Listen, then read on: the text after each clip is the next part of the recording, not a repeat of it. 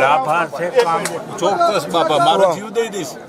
બસ તો ઠીક. મારો જીવ દઈ દઈશ હું. હા જીવ દેજો પણ આપણે આબરૂ ન જવી જોઈએ.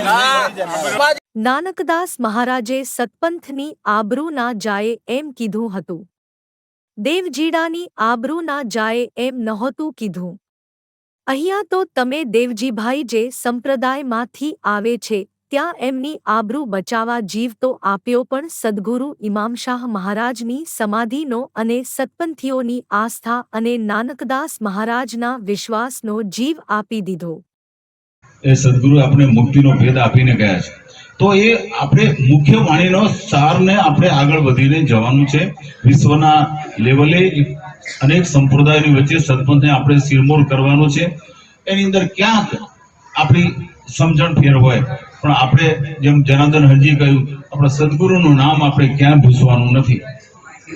હા, ઊંઝામાં મેં બધા પ્રયત્ન કર્યા કે તમે આ સદગુરુનું નામ તમે કમી કરી નાખો, બધું બરોબર છે. નહીં, એ નામ કમી નહીં થાય. તમારે જે કરવું હોય કરી લે. બે વસ્તુ નહીં જાય.